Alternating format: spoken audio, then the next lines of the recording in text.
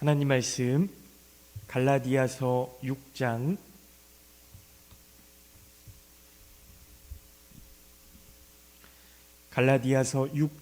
11절부터 17절까지 말씀 보도록 하겠습니다. 신약성경 309쪽, 신약성경 309쪽, 갈라디아서 6장 11절부터 17절까지 말씀입니다.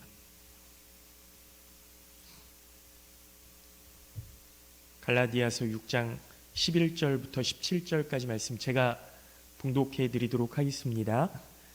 내 손으로 너희에게 이렇게 큰 글자로 쓴 것을 보라. 무릇 육체의 모양을 내려하는 자들이 억지로 너희에게 할례를 받게 함은 그들이 그리스도의 십자가로 말미암아 박해를 면하려 함뿐이라. 할례를 받은 그들이라도 스스로 율법은 지키지 아니하고 너희에게 할례를 받게 하려 하는 것은 그들이 너희의 육체로 자랑하려 함이라. 그러나 내게는 우리 주 예수 그리스도의 십자가 외에 결코 자랑할 것이 없으니 그리스도로 말미암아 세상이 나를 대하여 십자가에 못 박히고 내가 또한 세상을 대하여 그러하니라. 할례나 무할례가 아무것도 아니로되 오직 새로 지으심을 받는 것만이 중요하니라.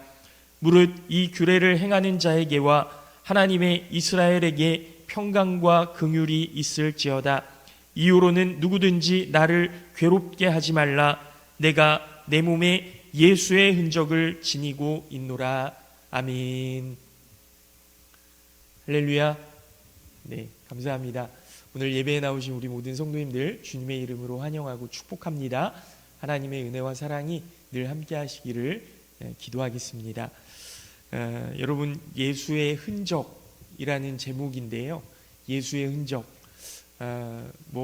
예수님의 흔적이라고 하면 사실 우리가 걸어온 신앙의 삶이 정말 하나님께서 기뻐하시는 삶이 되었다면 바로 그러한 우리 신앙의 어떤 흔적들이 예수님의 흔적이 아닐까 생각을 하는 거죠. 근데 이 흔적이라는 말은요, 목장에 이제 소나 양을 기를 때에 우리는 소나 돼지 이런 것들을 기를 때 어쨌든 내 것이라고 하는 그런 표식이 있어야 되잖아요. 요즘은 우리가 잘 되어 있어서 현대화되어 있어서 처음 태어났을 때부터 소 귀에다가 이렇게 딱 그 표식을 달고 번호가 다 매겨져서 그 고기로 이렇게 딱 나왔을 때도 그 번호만 딱 그 바코드만 찍어 보면은 어디 농장에서 자랐고 어떻게 자랐고 이런 그 이력이 쭉 나오거든요. 근데 예전에는 그 목장에 있는 가축이 내 소유라는 것을 증명하기 위해서 인두를 이제 불에 달궈서 그 낙인을 찍는 겁니다. 이 흔적이라는 말은 그런 낙인을 의미하는 거예요. 예전에는 소나 양뿐만이 아니라 그 노예들도 이런 그 인두를 달궈서 몸에다가 그런 낙인을 찍지 않았습니까? 그 내 몸에 예수님의 낙인을 찍었다는 거예요. 내 몸에 예수님의 낙인이 있다. 이렇게 바울 사도가 고백을 하는 겁니다. 여러분, 어디에 낙인을 찍었을까요? 손목에 찍었을까요? 이마에 찍었을까요? 등에 찍었을까요? 우리 가슴에 찍는 거죠. 내 가슴에 예수님의 낙인을 쾅 하고 찍는 겁니다. 여러분, 할례라는 것 너무나 잘 아시는 것처럼 유대인들이 태어난 지 8일 만에 받는 거죠. 그런데 나중에 유대교로 개종하는 이방인들이 세례를 받고 그 이방인들이니까 할례를 받지 않았거든요. 그러니까 늦게나마 할례를 받겠다. 내가 하나님의 자녀로서 하나님과의 약속의 흔적을 내 몸에 남기겠다. 이렇게 이야기를 하는 겁니다. 이 할례는 몸에 가지고 있는 흔적, 낙인이에요. 그런데 할례 받은 이스라엘 사람과 할례를 받지 않은 사람, 그 이방인들 간에는 넘을 수 없는 선이 있는 거예요. 그래서 이스라엘 사람들이 할례 받지 못한 이방인들, 다윗이 누구죠? 골리앗에게 그렇게 이야기하잖아요. 저 할례 받지 못한 이방인이, 욕이에요, 욕. 할례 받지 않은, 할례도 받지 못한 이방인이 하나님의 이름을 더럽히고 있다. 막 이렇게 다윗이 그렇게 전쟁터에서 이야기하지 않습니까? 그렇게 이야기할 만큼 하나님의 백성이라고 하는 증표인 거죠, 이 할례가. 그러니까 자신이 가지고 있는 영적인 자부심이었고 우리 민족의 어떤 대표성을 가지고 있는 그 흔적이었어요. 그런데 예수 그리스도를 영접하고 나서 바울 사도는 자기가 받았던 그 할례, 바리새인 중에 바리새인이고 히브리인 중에 히브리인이고 뭐 이런 배경적 자랑을 배설물과 같이 여겼다고 하지 않습니까? 그리고 오직 나는 예수 그리스도의 십자가 외에는 결코 자랑할 것이 없다, 그렇게 이야기하면서 나는 예수 그리스도의 흔적을 가진 사람이다. 그러니까 다른 것 자랑하지 않고 내 안에 있는 예수 그리스도의 흔적, 내 안에 가지고 있는 예수님의 그 표식, 이것만을 자랑하겠다라는 거예요. 예수님의 십자가만이 속죄의 은혜의 완성이고 예수님의 십자가만이 구원의 완성이라는 거죠. 그러나 바울 사도가 여태까지 살아오면서 그 인생에 자랑할 만한 것이 왜 없겠습니까? 사람들은 할례 받은 것도 자랑하고요, 그리고 나를 가르쳐 주셨던 선생님이 누구인지도 자랑하고요, 뭐 여러 가지 공로들도 자랑하고요, 뭐 수도 없이 자랑할 것들이 많은 거예요. 자기가 태어난 가문과 혈통을 자랑합니다. 바울 사도도 유대인 중에 유대인, 율법으로는 바리새인, 그리고 베냐민 지파에서 산 베냐민 지파로 태어났고 그 조상들이 베냐민 지파고 사내들인이라고 하는 그 유대의 어떤 그 공회, 그 정치기구거든요, 통치기구거든요. 그러니까 사내들인 공회의 공회원이었고 로마 시민권자였고 예수님을 영접한 후에 여러 번의 선교 여행을 통해서 교회도 많이 세우지 않았습니까? 자기가 가르친 제자들이 막 수두룩해요. 자랑할 것이 넘치지만 예수님을 자랑하고 십자가의 은혜가 나에게는 가장 큰 은혜다, 나에게는 가장 큰 자랑이다, 이렇게 이야기하는 거죠. 그래서 오직 예수님만 자랑하겠다, 그런 겁니다. 이것이 바울 사도가 본문에서 말씀하고 있는 첫 번째 중심 내용이에요. 여러분 생각해 보면 바울 사도가 예수님을 전하면서 고난받았던 적이 얼마나 많습니까? 고린도후서 11장에 보면 내가 수고를 넘치도록 했고 옥에 갇히기도 하고 매도 수없이 맞고 죽을 뻔한 고비도 여러 번이었다, 이렇게 자세하게 이야기하는데요, 유대인에게 40에 하나 감한 매를 5번 맞았다는 거예요. 여러분 제가 지난번에도 말씀드렸던 것 같은데 그 40대를 맞으면 사람이 죽는데요. 그러니까 그때 당시에 40대를 넘었던 그 사람이 없었다는 거예요. 근데 40에 한 대 감한 매를 5번 맞았다는 것은요, 죽을 고비를 그렇게 5번이나 넘겼다는 그런 이야기거든요. 그래서 그 유대 사회에서도 법으로 그 40대는 때릴 수 없었어요. 왜냐하면 살인을 하게 되는 거니까요. 그래서 39대까지만 때리도록 법으로 정해놓은 거예요. 그러니까 법으로 정해놓은 최고형을 5번이나 받았다는 거죠. 바울 사도가요, 전승에 따르면 안짱다리였다고 합니다. 안짱다리요. 근데 원래부터 안짱다리가 아니었고 이 매를 맞아서 골반이 틀어져서 안짱다리가 되었다는 거예요. 또 한 번은 돌로 맞고 3번 파선하고 일주야를 깊은 바다에 있었고 여러 번 여행하면서 강의 위험과 광도의 위험과 동족의 위험과 이방인의 위험과 시내의 위험과 광야의 위험과 바다의 위험과 거짓 형제 중에 위험을 당하고 수고하고 애쓰고 자지 못하고 줄이고 목마르고 여러 번 굶고 춥고 헐벗었노라. 이게 여러분 그 고린도후서 11장에 나온 그 바울 사도가 고백하고 있는 그런 고난들이었거든요. 왜 그랬을까요? 복음을 위해서 그런 겁니다. 복음을 위해서. 누가복음 23장 말씀에 보면요, 예수님이 십자가에 달리실 때 양옆에 강도들이 같이 십자가에 매달렸는데 그 중에 한 명이 주여 당신의 나라에 가실 때 나를 기억하옵소서 그랬거든요. 예수님이 그 강도에게 오늘 밤 내가 나와 함께 낙원에 있으리라 그렇게 말씀해 주셨습니다. 그 죽음 직전에 예수님을 만나게 된 거죠. 정말 행운 아닙니까? 이 말씀을요, 어떤 성서학자가 이렇게 이야기합니다. 이 사람이 큰 행운을 얻었지만 하나님 나라에서 예수님 앞에 섰을 때에는 얼마나 부끄러웠겠는가. 여러분, 구원받은 그 기쁨과 감격, 내가 여태까지 잘못 살았던 것을 뉘우치고 주여 당신의 나라에 임하실 때 저를 기억해 주시옵소서. 그래서 구원을 받았거든요. 얼마나 기쁘고 감사했겠습니까? 그런데 그 나라에 들어가서 예수님을 딱 마주했을 때 내가 여태까지 살아온 그 삶의 내용들이 쭉 보였을 거예요. 부끄럽지 않았겠어요?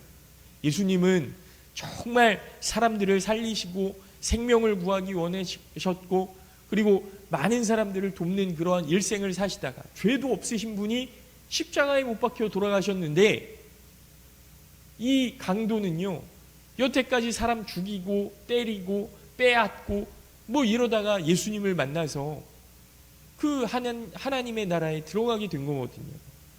나와는 정반대로 사셨던 그분이 나를 불쌍히 여겨주시고 나를 긍휼히 여겨주셔서 내가 하나님 나라에 들어오게 되었지만 내 삶을 되돌아보니 얼마나 부끄러운지 모릅니다. 이런 거잖아요. 그런데 사도 바울은요, 고린도후서 11장에 나온 것처럼 온갖 고난이란 고난은 다 받은 겁니다. 온 몸의 상처 투성이었을 거예요. 그 바울 사도가 주님 앞에서 자기가 살아온 인생 그 상처를 이야기하면서 얼마나 행복해 했겠습니까?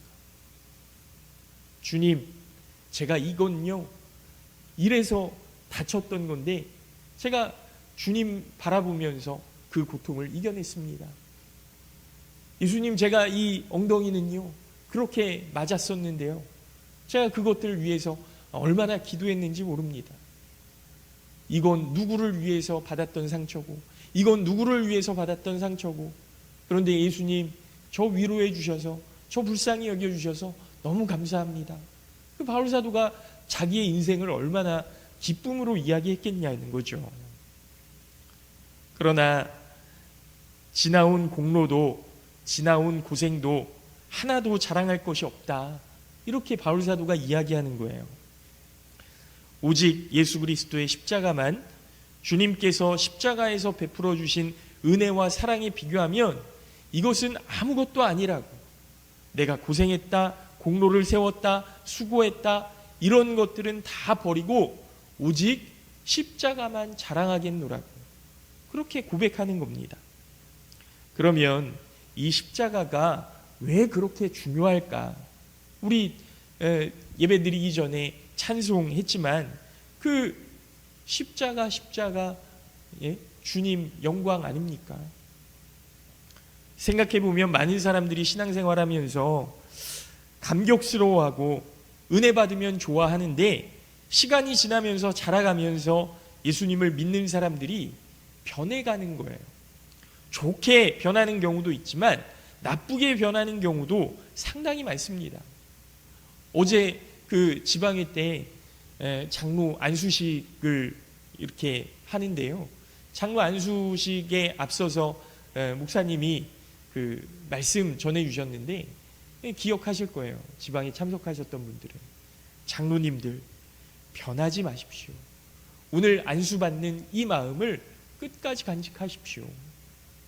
여러분, 저도요 목사 안수 받을 때 참 그때 감격이 지금도 남아있어요. 제가 근데 그 감격이 남아있는 이유가 뭐냐면 목사 안수 받기 전날 저기 강원도 평창에서 목회하시는 저랑 학교를 같이 다니고 동아리 활동도 같이 하고 책도 같이 보고 했던 그 선배 목사님이 있는데 저보다 2살 많거든요. 그 목사님이 저한테 편지를 써주셨어요. 아주 장문의 편지. 근데 그 편지의 내용이 뭐냐면, 압축해서 이야기하면, 도신아, 너도 이제 십자가로 밥술 뜨게 생겼구나. 여러분, 십자가로 밥술 뜬다는 의미가 뭔지 아시나요? 십자가로 어떻게 그 밥을 먹겠습니까? 그만큼 고생이라는 거잖아요. 예수 그리스도의 그 십자가를 밥 먹을 때에도 붙들고 짊어지고 있어야 된다는 것 아닙니까? 그 문구가 계속 기억이 나는 거예요. 그래서 십자가만 바라보면, 그리고 목사의 이 가운을 입을 때도, 성의를 입을 때에도, 그리고 어떤 안수 받는 그런 자리에 갔을 때에도, 아, 저분들도 이제 십자가로 식사하게 생겼구나, 밥술 뜨게 생겼구나, 그런 마음이 계속 남아있는 거죠. 그런데 그 십자가의 은혜를 처음에는 감격스럽게 받아들였는데, 신앙생활을 매일매일 반복하면서 그 은혜도 잊고 나중에는 십자가도 잊어버리고 여기에 자기의 공로가 자꾸 들어가는 거예요. 이거 내가 이렇게 했지, 이거 내가 이렇게 했지, 내가 얼마나 고생했는지, 내가 세운 업적들, 내가 이루어낸 희생들, 이런 것들이 계속 거기에 들어가는 겁니다. 십자가는 사라지고 여러 가지 나의 모습이 들어가니까 결국에는 신앙까지도 변질이 되는 거예요. 여러분, 우리 수요일 날 말씀 나눴잖아요. 바리새인들과 사두개인의 누룩, 이게 들어가니까 변질이 되는 겁니다. 왜 신앙생활이 바르지 못하고 개인이나 교회가 변질되어 갈까? 가슴속에 십자가가 소멸되었기 때문에 그렇습니다. 예수 그리스도의 그 낙인이 없어졌기 때문에 그런 겁니다.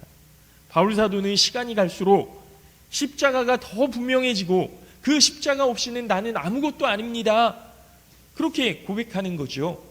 그러니까 나는 작은 사람이고 죄인이고 그 죄인 중에 괴수다, 이렇게 이야기하는 겁니다. 날마다 나는 죽노라, 이렇게 이야기하는 겁니다. 은혜를 깨달으면 깨달을수록 감사하지만 자신의 부족함과 자신의 죄성도 같이 경험되어지는 거예요. 그러나 십자가를 잊어버리면 십자가 대신에 내가 더 커지고, 내 공로가 더 커지고, 내 희생이 더 커지고, 내 권리가 더 커지기 때문에 잘못된 신앙으로 변질되어 가는 거죠.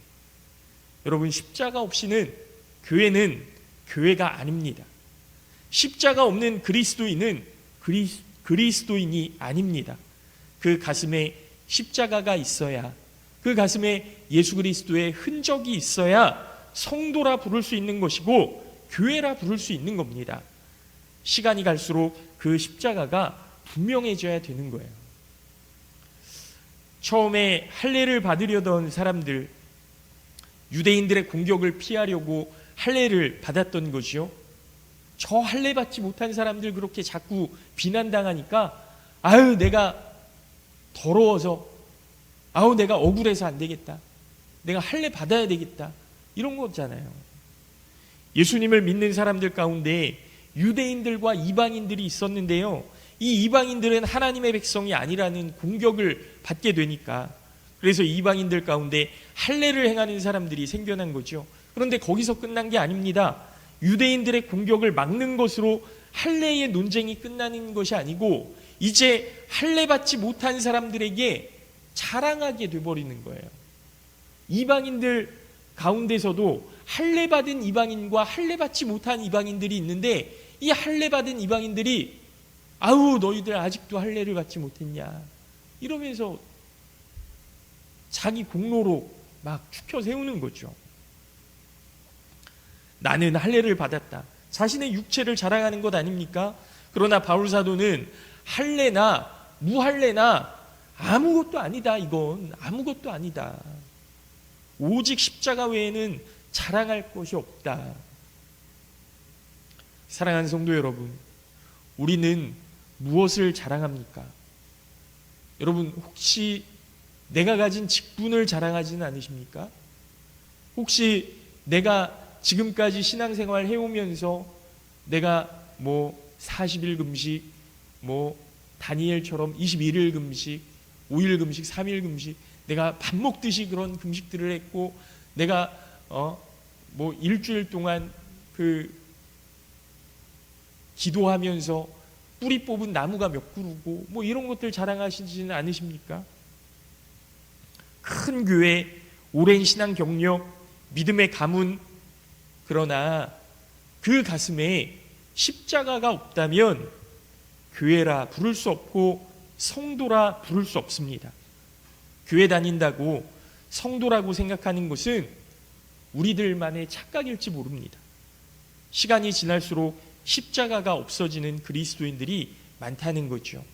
그러나 예수님의 십자가만이 우리를 속죄하시고 예수님의 보혈을 믿는 믿음만이 우리를 구원에 이르게 하고 우리의 인생을 마치고 주님 앞에 내놓을 것은 우리의 공로가 아니라 예수 그리스도의 십자가 밖에는 없음을 기억하셔야 됩니다.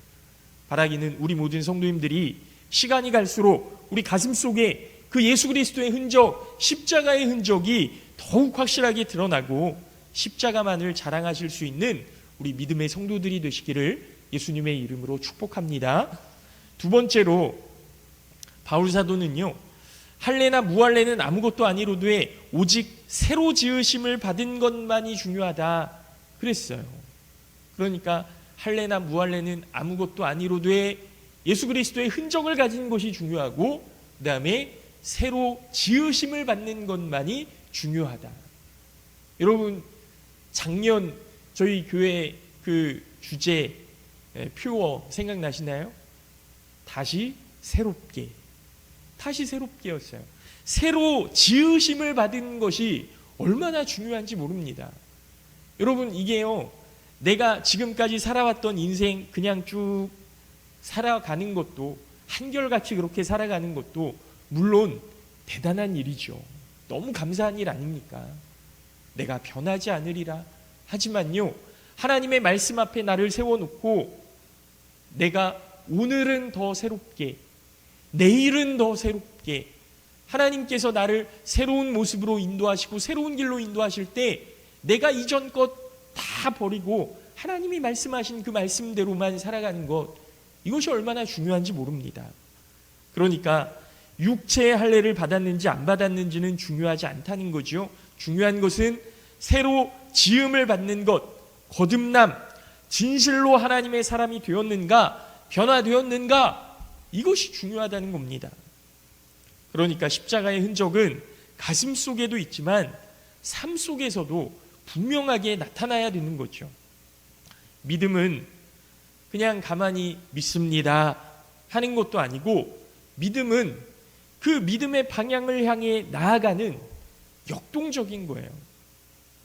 그러니까 우리가 믿음은 마음속에 있는 것으로 네 주님 믿습니다, 이런 것으로 그냥 끝나는 게 아니에요. 정적인 게 아닙니다. 믿음은 역동적인 거예요. 내가 믿기 때문에 그렇게 살아갈 수밖에 없는 것이고, 내가 믿기 때문에 희생을 감당할 수 있는 것이고, 믿기 때문에 십자가를 졌지만 그 십자가를 감당하면서 끝까지 걸어갈 수 있는 것 아닙니까? 생명은 가만히 있는 것이 아니에요. 움직이는 겁니다. 이 십자가의 흔적이 우리 가운데 있다면 우리의 삶은 변화되기도 하고 새로워지기도 하고, 그리고 하나님의 나라를 바라보며 걸어가는 새로운 움직임이 있어야 하는 겁니다. 여러분, 하나님의 은혜가 아니고는 우리가 살아갈 수 없고, 십자가의 은혜가 아니면 구원받을 수 없습니다. 이 십자가의 은혜를 깨달은 사람만이 중심의 변화가 일어나서 사도 바울이 할례나 무할례 이게 중요한 게 아니고 오직 새로 지으심을 받는 것만이 중요하다, 이렇게 이야기하는 거죠. 변화되는 것. 여러분, 그 변화를 어떻게 알 수 있습니까? 그 가슴에 십자가가 있느냐. 이 자리에 계신 우리 장로님들, 권사님들, 신앙생활 오래 하셨고 교회도 오래 나오셨을 거라고 생각을 해요. 그러나 교회는요, 성경 지식 가르쳐 주는 곳은 아니에요. 성경 알아야 되겠지만 지식 가르쳐 주는 곳 아닙니다. 취미 생활하는 곳 더더욱 아닙니다. 사는데 도움은 되지만 교회는 강단에서 십자가를 전하고 십자가의 은혜를 입는 곳이어야 되는 거예요. 제가 바라는 교회는요, 회복하는 곳이었으면 좋겠어요.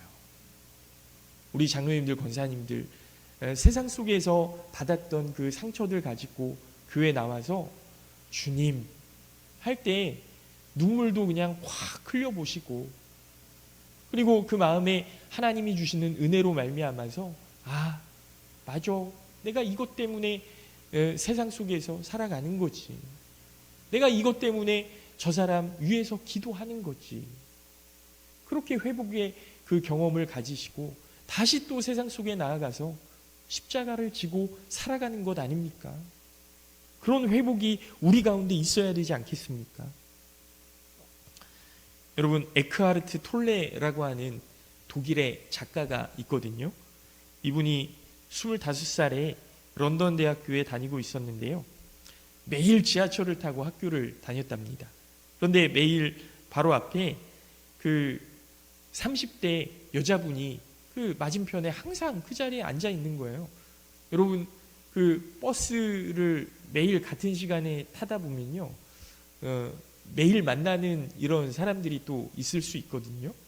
그런 거죠. 지하철에 매일 그 여자분이 앉아 있는 거예요. 그런데 이 여자분이요, 이 에크하르트 톨레 이분이 왜 기억을 하고 있었느냐 하면, 지하철에 앉아서 맨날 뭐를 중얼중얼 그러고 있더라는 거예요.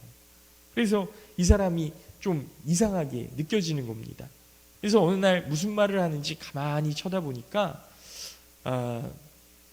막 그 욕을 하는 거예요. 그 막 하소연처럼 그렇게 이야기를 하는 거예요. 네가 나한테 어떻게 그럴 수 있어? 네가 나한테 어떻게 그럴 수 있어? 너 나한테 이렇게 말했었지. 내가 얼마나 기분이 나빴는지 알아. 막 이렇게 막 중얼중얼 거리는 거예요. 자기한테 상처를 준 그 사람에 대한 생각이 넘쳐서 자기도 모르게 막 그 헛소리를 막 이렇게 하는 겁니다. 그러나 상처를 준 사람이 그 사람뿐이겠습니까? 또 있겠죠. 그러니까 끊어지지 않고 그 말들을 계속 되뇌이고 머릿속에서 그 생각 때문에 계속 고통스러워하고 막 그러고 있는 거예요. 그래서 그 에크하르트 톨레라는 이 작가분이 그 여자를 보면서 아, 저 사람이 상처를 많이 입었구나. 저 사람이 정말 그 씻을 수 없는 그런 상처를 가지고 있구나. 그렇게 생각을 하고 있는데요. 지하철을 내리는데 그 여자분이 같이 내리더래요. 가면서도 계속 중얼중얼 거리고, 그리고 학교로 쏙 들어가더라는 겁니다. 그래서 그 에크하르트 톨레 이 작가분이 그 같은 학교로 들어가고 이제 도서관으로 들어가면서 화장실에 가서 볼일을 보고 손을 씻는데 아유, 난 저 여자처럼 되지 말아야지 이랬다는 거예요. 이 에크하르트 톨레도 똑같이 그 사람에게 몰입되어 있다 보니까 가슴속에 있던 소리가 그냥 밖으로 툭 튀어나온 것 아닙니까? 그런데 화장실 옆에 있는 사람이 자기를 이렇게 이상하게 쳐다보더라는 거예요. 그 순간 깜짝 놀라면서 아, 혼잣말을 하다니 벌써 저 여자처럼 됐네. 그렇게 생각하니까 그 여자와 자기의 마음 사이에 큰 차이가 없더라는 겁니다. 사랑하는 성도 여러분, 여러분의 가슴 속에 지금 무엇이 있으십니까? 우리의 생각 속에 무엇이 가득 들어차 있으십니까? 우리가 사는 동안에 여러 가지 생각들이 우리 속에 가득 들어있어서 생각의 종류에 따라서 걱정이 심하고 미움이 심하고 나를 알아주지 않아서 서운하고 내 뜻대로 되지 않아서 답답하면 여러분 잠도 안 오고 밥도 안 들어가잖아요. 그래서 우리 속에 무엇이 있느냐, 이것은 굉장히 중요한 이야기예요. 그러나 우리의 생각이 중요한 것이 아니고 상황이나 환경이 중요한 것이 아니고 중요한 것은 우리가 그리스도인으로서 새롭게 되었는가? 내 안에 예수 그리스도의 흔적이 있는가? 오직 새로 지으심을 받는 것만이 중요하니라 말씀하시는 바울 사도의 고백에 여러분 그 말씀을 마음 가운데 새기시기를 바랍니다. 거듭나지 않으면 그리스도인이 아닙니다. 거듭나지 않으면 옛사람의 모습 그대로 있으면 그리스도인이 아닙니다. 바라기는 우리 모든 성도님들이 거듭남의 은혜를 체험하셔서 그리스도인의 거룩함을 회복하시는 우리 모든 성도님들 되시기를 예수님의 이름으로 축복합니다. 이제 말씀을 마칩니다. 바울 사도가 이야기했던 예수의 흔적, 예수 그리스도의 낙인, 우리 모든 성도님들의 가슴 속에 새겨져 있기를 축복합니다. 여러분, 그 낙인은요, 다른 것들 아니에요. 다른 것들 아닙니다. 내가 정말로 새롭게 되어야지. 그리고 내가 정말 예수님의 말씀 가운데 순종하며 살아야지. 그 말씀을 마음 가운데 새기는 거죠. 우리 가슴 속에 십자가가 가득 차 있어야 됩니다. 그래서 바울 사도는 이후로는 누구든지 나를 괴롭게 하지 말라. 내가 내 몸에 예수의 흔적을 가졌노라. 우리 한번 따라서 해보실까요? 나는 예수의 흔적을 가졌노라. 아멘. 네, 감사합니다. 우리 하은이가 나는 예수의 흔적을 가졌노라. 네. 여러분, 어렸을 때부터 예수 그리스도의 흔적을 가슴 가운데 품고 살아가는 것 얼마나 중요한지 모릅니다. 여러분, 우리 하은이가 이제 또 초등학교 들어가는데요. 기도해 주시기 바랍니다. 이제 어렸을 때의 모습을 벗어버리고 초등학생으로서, 그리고 또 초등학교를 졸업하고 중학생으로 올라가는 과정, 그 성장과 성숙하게 되어가는 것들이 여러분 하은이뿐만 아니라 우리 모든 성도님들께도 있으시기를 예수님의 이름으로 축복합니다. 예수의 십자가를 가졌노라. 십자가만이 우리의 병든 영혼을 고치시고 상처난 우리의 심령을 고치시고 연약한 우리를 새롭게 하고 잃었던 방향을 되찾게 하고 그리고 다시 일어서서 살아갈 수 있는 능력을 얻게 하심을 믿습니다.